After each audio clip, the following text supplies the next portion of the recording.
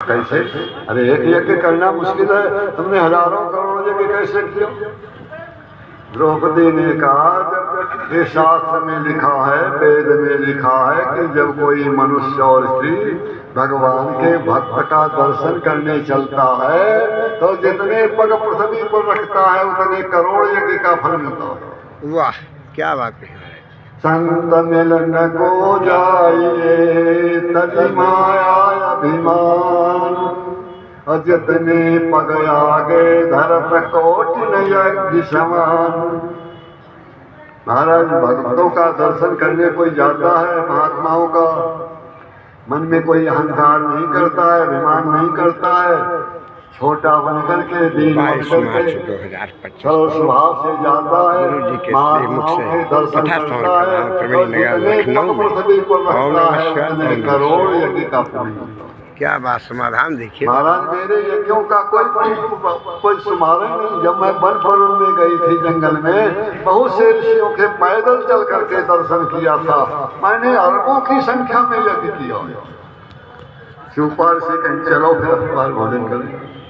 शिवपाल ऋषि ने गए, भोजन किया, द्रौपदी ने भोजन कराया, तो जैसे भोजन किया तैसे आकाश से फूलों की वर्षा होने लगी, बढ़िया शंख बजने लगे, नेउरा आवा लोटी का पूरा सोने का हो।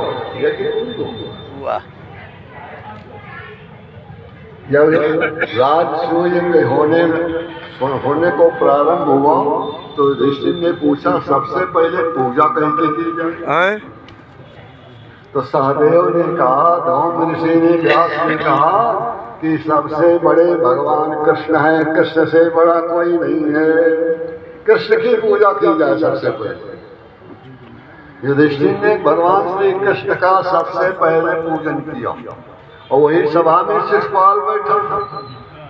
जब पूजा की तब नहीं बोला, चुपचाप बैठा रहा। जब पूजा हो गई तो उठ के खड़ा हो गया, कहने लगा, सुनो, इसमें न कोई राजा की पूजा की गई, न किसी देवता की पूजा की गई, ये अहिरन की पूजा की जा रही है। अहिर कब तक पूजनीय हो गए? ऐसे कहकर भगवान श्री कृष्ण को गाली दी। कृष्ण, तुमने क्यों पूजा करवाई? तुम कब से बड़े हो गए हो? अब वो गाली देने लगा। 100 गाली उसकी माफ थी, भगवान ने 100 गाली माफ कर दिया। शिशुपाल का जब जन्म हुआ, इसके 4 माह थे। आकर के ब्राह्मणों ने जब इसका नाम संस्कार किया तो कहा, जब जिसको देख करके इसकी 2 बाहें कट के गिर जाए, जान लो यही इसको मारेगा। कृष्ण भगवान वहां गए, जैसे गए तैसे इसकी 2 बाहें कट के अपने आप गिर गई।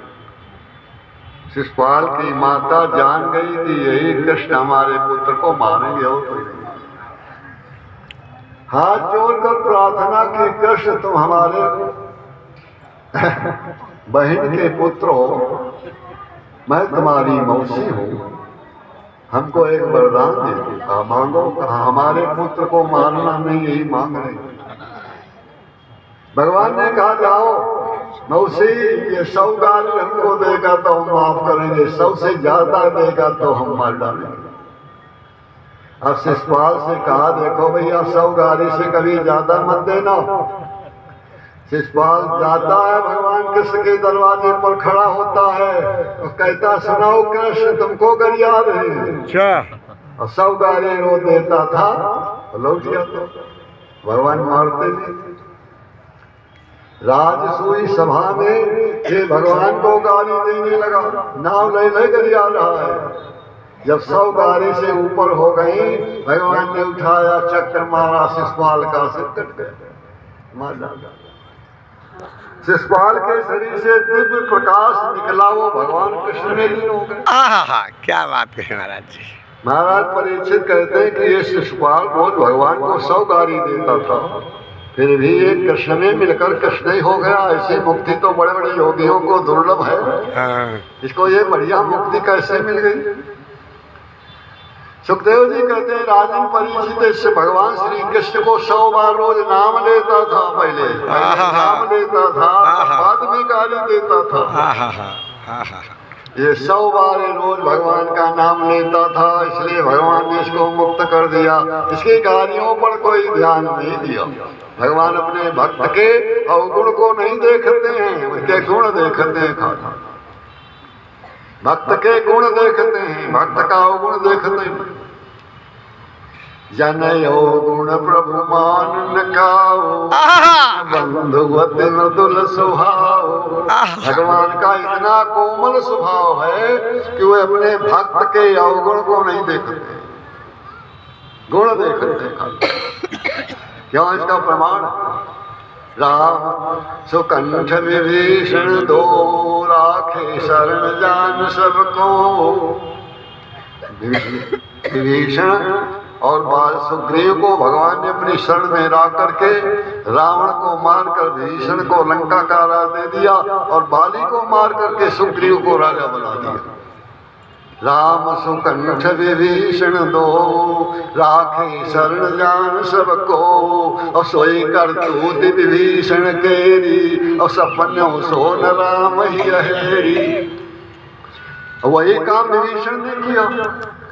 विभीषण की पत्नी को रावण ने अपने हरण कर लिया, जबरदस्ती ले लिया था, तो विभीषण ने मंदोदरी को ले लिया, पत्नी बना ली।